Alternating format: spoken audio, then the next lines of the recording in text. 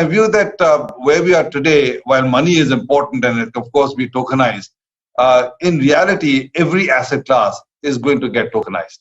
And that includes whether it's physical property or paintings or buildings, what have you.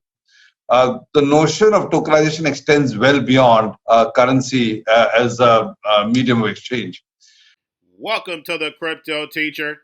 And guys, I come back with that video just to make you think. And we had the banking committee meeting for the last 2 days. Yesterday they had Fed's Kroll talked about how the Fed would need more authority from Congress to do that Cbdc. Now guys, we know this is all part of an orchestrated plan.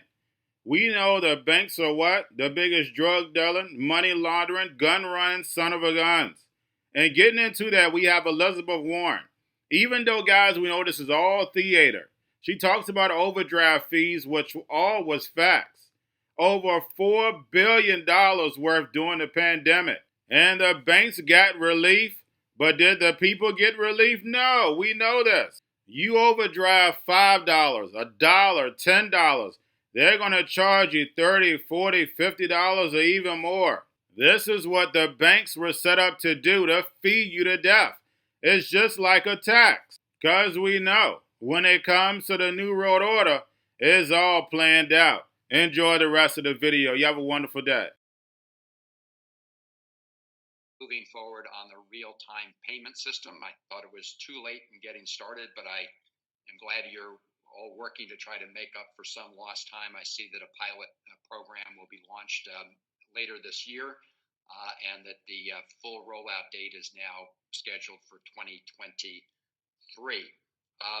Two questions on other issues. First, on the issue of central bank digital currencies. I'm glad to see the Fed moving forward with issuing a report on central bank digital currencies that will include public input, and that the Fed hopes to play a, quote, leading role in the evolution of international standards.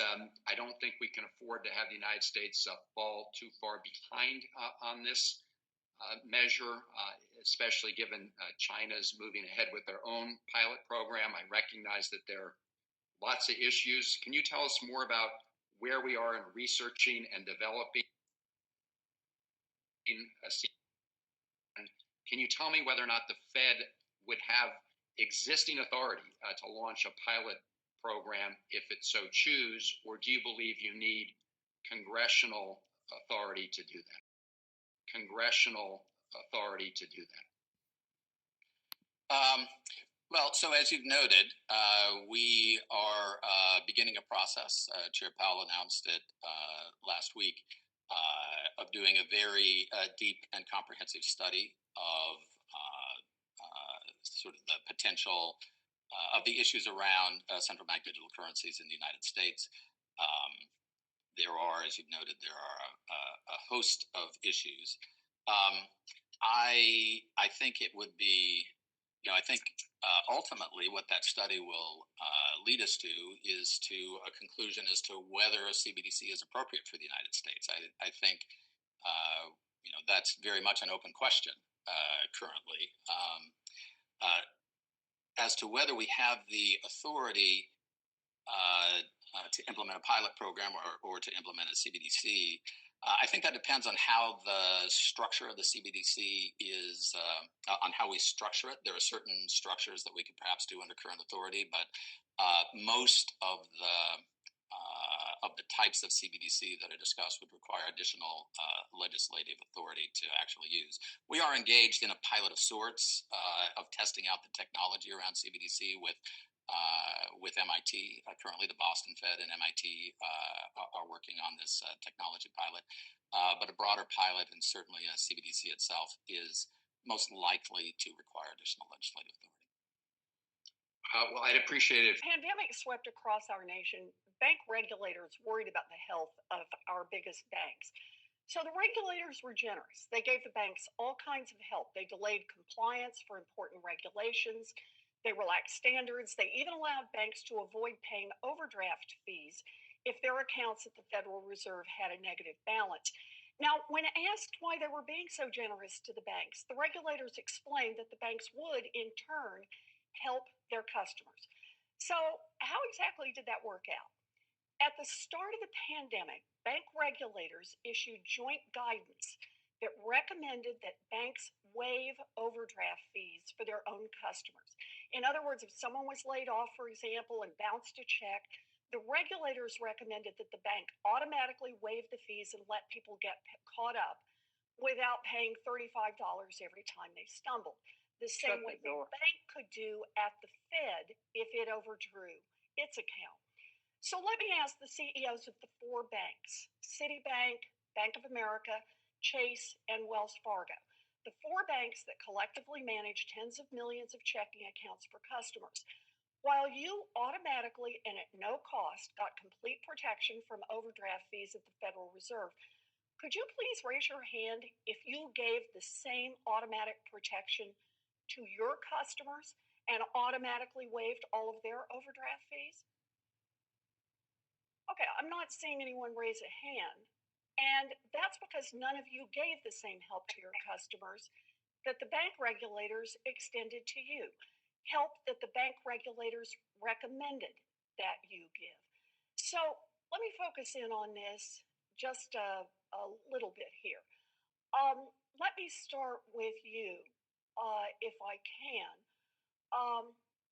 and ask the question about whether or not any of you didn't automatically waive. I just want to take this on down. So let's take a look at who actually paid these fees. According to Pew Charitable Trusts, it's disproportionately working people making less than $50,000 a year, African Americans, Hispanics, people who are struggling to get by. And how much did they pay in overdraft fees? They paid a combined $4 billion.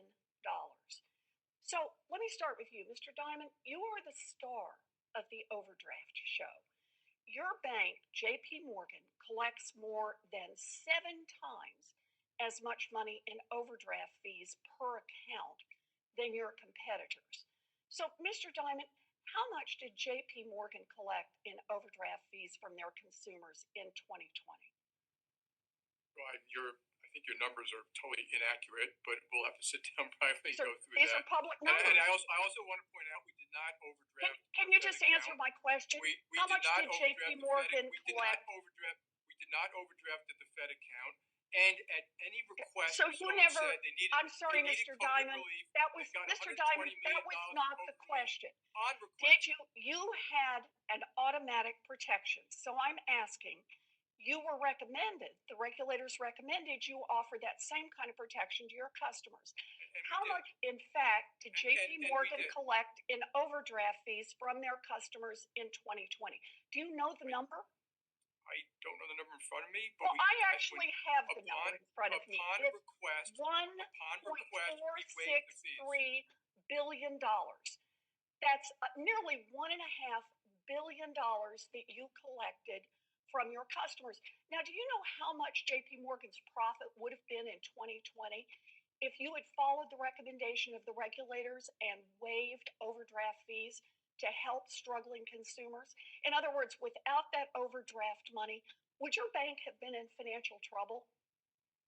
We waived the fees for customers upon request if they were under stress because of COVID.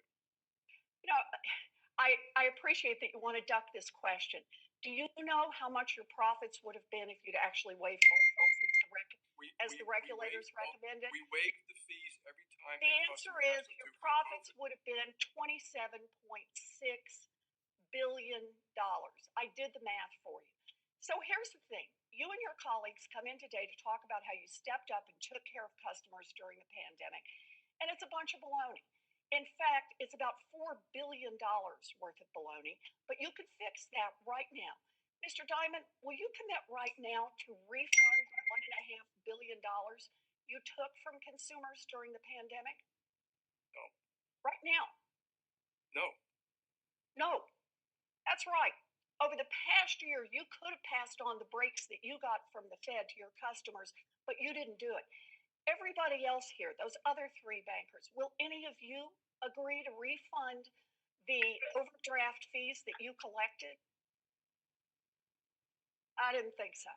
So no matter how you try to spin it, this past year has shown that corporate profits are more important to your bank than offering just a little help to struggling families, even when we are in the middle of a worldwide crisis. Thank you, Mr. We're going to a different economy, and we're going to be learning more about that as we go. But clearly, we're learning that things can be done from remote locations. We're learning that technology can replace people even more than we thought. We're not going back to the same economy. We're recovering, but to a different economy, and it'll be one that is more leveraged to technology. And I worry that that is going to make it even more difficult than it was for many workers. In Silicon Valley, and my friends who work in technology know that what we did to the manufacturing workers, we are now going to do to the retail workers, the call center workers, the fast food workers, the truck drivers, and then even bookkeepers, accountants, insurance agents, lawyers, and on through the economy. So what happened to the manufacturing workers is a very clear sign. This effort, and China has big plans for this. They intend to seed their digital yuan into the global environment by giving it away to visitors at next winter's Olympics. When they arrive at the airport, they're going to get yuan digital wallets. They're going to receive digital yuan. They're going to use it throughout their visits to Beijing, and then they're going to take it back to their home countries. They see this as a huge advantage. Why? Because who controls the underlying protocols, who controls the underlying standards of the future of money will control the future of money.